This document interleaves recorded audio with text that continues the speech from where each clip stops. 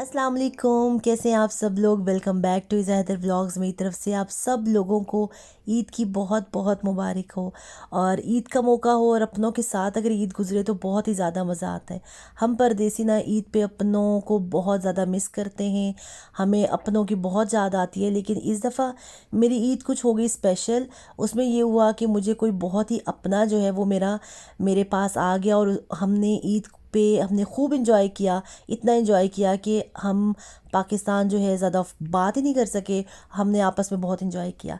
अब पाकिस्तान मेरे से मिलने कौन आया, ईद मैंने किसके साथ स्पेंड की, वो मैं आपको व्लॉग में आगे चल के बताती हूँ। लेकिन उसके आने से पहले की जो खुशी है, जो एक्साइटमेंट है, वो भी मैं आपके साथ शेयर करूँगी। सबसे पहले जी होता है घर को साफ़ करना।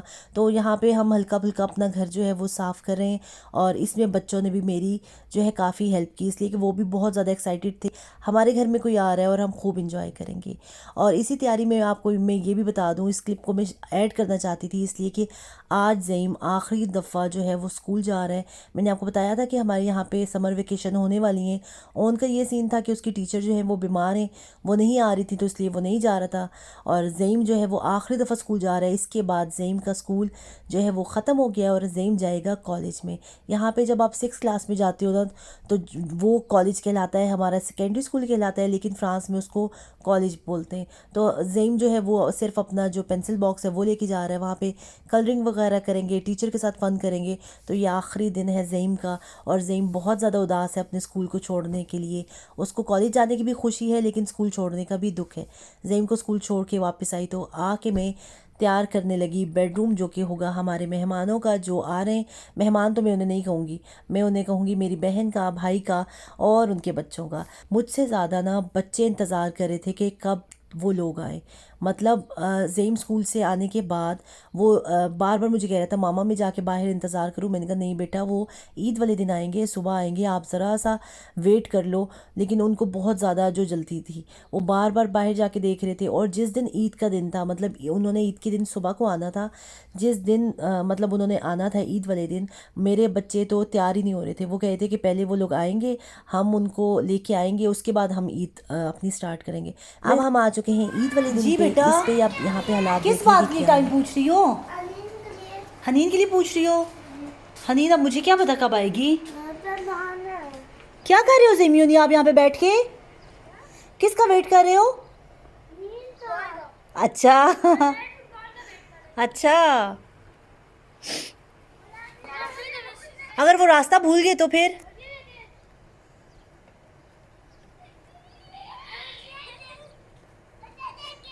अच्छा, रोड पे नहीं जाना, ओके। देख रही हूँ। वाओ, और जहाँ पे बच्चे इंतज़ार कर रहे थे अपनी खाला का, फ़ातिमा का, बहुत से लोग आप उनको जानते होंगे, फ़ातिमा इन फ्रांस जिनकी तरफ मैं गई थी ईद पे, वो मेरी तरफ आ रही हैं अपनी फैमिली के साथ। और बच्चे जो हैं वो बार बार इंतज़ार किए जा रहे थे उनको। वो बार बार मुझे कह रहे थे कि मामा हम आगे चले जाएं, ये ना हो वो रास्ता भूल जाएं। और एक दो दफ़ा तो किसी और गाड़ी को भी ये वेव कर चुके थे और बाद में शर्मिंदा हो रहे थे कि भाई ये तो वो लोग नहीं हैं। तो यहाँ पर आपको पता है जब किसी का इंतज़ार करो तो टाइम बहुत मुश्किल से गुजरता है, और ये हाल बच्चों के साथ भी था। खैर थोड़ी देर बाद फ़ातिमा लोग आ गए और उनके आने के बाद हमने किया खूब सारा एंजॉय। वीडियो में नहीं बना सकी इसलिए कि मुझे लगता है जब मैं बहुत ज़्यादा खुश होती हूँ या उदास होती हूँ तो मैं वीडियो नहीं बना सकती, इसलिए कि मैं वो इंजॉय करती हूँ। वो लम्हा मुझसे नहीं बनती। मैंने बहुत कोशिश की थी, सोचा था कि मैं वीडियो बनाऊँगी लेकिन मैं बना नहीं सकी। इवन मैं बहुत कम क्लिप्स ले सकी हूँ। फ़ातिमा जब आ गई, फ़ातिमा इन फ्रांस जब वो आ गई तब भी मैं बहुत कम क्लिप्स ले सकी हूँ। ज़्यादा टाइम तो हम बातें ही करते रहे और बस इंजॉय करते रहे। बहुत ही ज़्यादा हमने इंजॉय किया। यहाँ पे वो लोग आए तो अब खाना रेडी था तो हमने पहले खाना शाना खाया। और ये खाने के क्लिप्स जिस मुश्किल से हमने रिकॉर्ड किए इसलिए कि हम दोनों को बहुत हंसी आ रही थी और शर्म आ रही थी कि हम इनको कैसे करें, मतलब कैसे रिकॉर्ड करें। हम दोनों को ही अपनी जगह ना अजीब लग रहा था, लेकिन हमने कहा नहीं हम कर ही लेते हैं हिम्मत करके। तो ये आप कहें कि जब इंसान एक माँ की लाइफ जी रहा होता है ना तो ऐसी हरकतें बहुत ही कम करता है। लेकिन हमने जब हम दोनों मिली तो हमने दोस्तों वाली वो तमाम हरकतें की जो आपको पता है छोटी छोटी बातें होती हैं, या जैसे अभी चीयर्स वाला आपने सीन देखा, या फिर अगले दिनों में आप जो हमारे व्लॉग्स देखेंगे उसमें। और मतलब एक दूसरे से ज़िद लगाना। हालांकि वो मेरी मेहमान थी, लेकिन ज़िद हम दोनों एक दूसरे से लगा रही थी। कभी वो कह रही थी कि जाओ तुम ये काम करके आओ, मैं उसे कहती भाई मैं क्यों जाऊँ, तुम जाओ। तो खैर उसमें बहुत मज़ा आया। अब ये सीन है ईद वाले दिन बच्चों शच्चों को तैयार किया।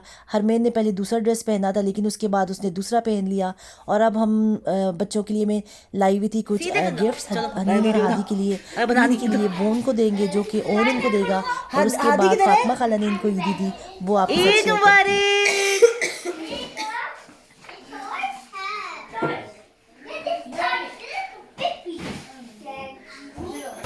चलो अब ओपन करो, ओपन करो।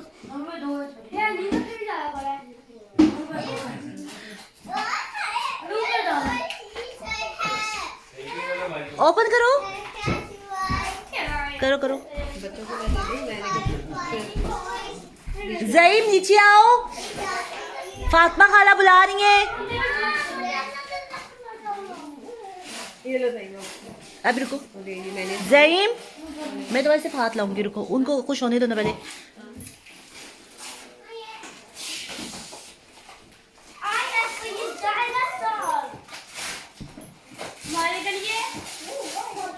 दूसरे ओनी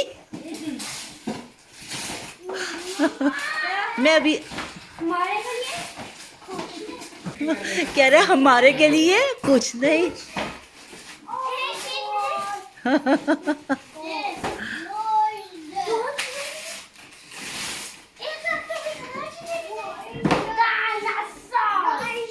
हादी अच्छे हनीन, आपको अच्छा लगा? हरमेन आपको अच्छा लगा? मैक्सी बोलो।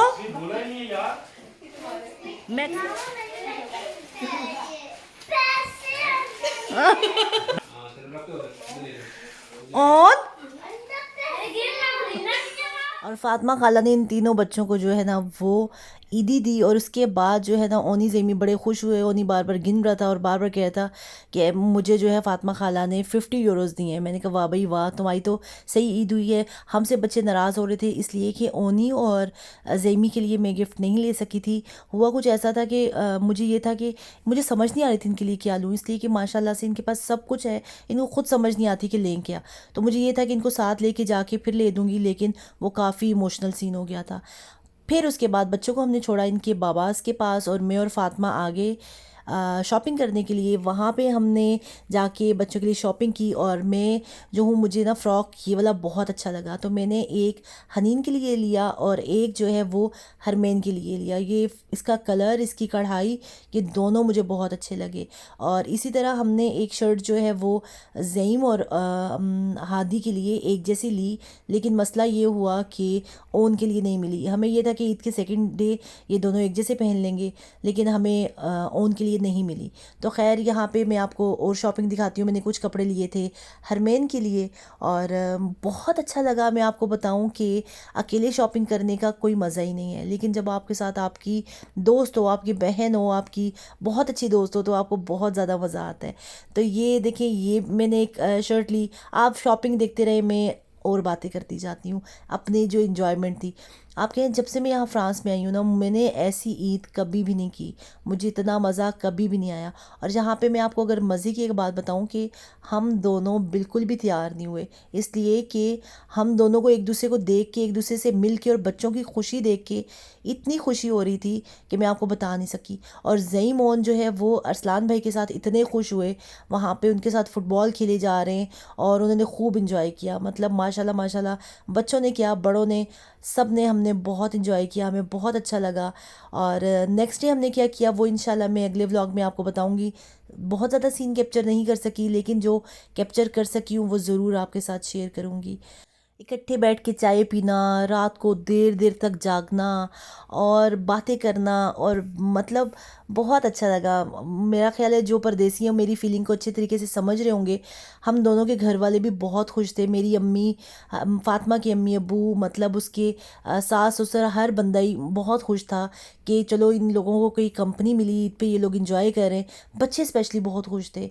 मतलब आप कहें कि हादी तो माशाल्लाह उसकी मेरे साथ हनीन की बहुत अटैचमेंट है, लेकिन माशाल्लाह हादी की इतनी अटैचमेंट कि वो कहे कि मुझे रात को सोना भी खाला के पास है।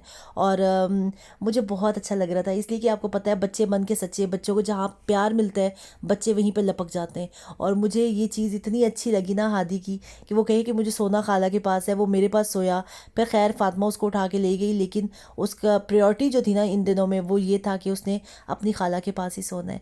और माशाल्लाह से बच्चों की इतनी अच्छी कनेक्शन और बॉन्डिंग हो चुकी थी कि वो माओ को तो भूल चुके थे, कि वो आपस में ही सारा टाइम लगे हुए हैं। और उनको खाना भी मुश्किल से खिलाना पड़ता था कि भाई खेल छोड़ के तुम लोग खाना खा लो। और मैं और फातिमा इस जगह पे बैठ के हम बस इंजॉय किए जा रही थी। ये भी जो मैं आपको टाइम बता रही हूँ, ये कोई होगा 6:30-7 बजे का टाइम, इससे ज़्यादा का नहीं है। हम यहाँ पे बैठे हम दोनों बातें करें, और बातें करते करते आप कहें कि हमें पता ही नहीं चला।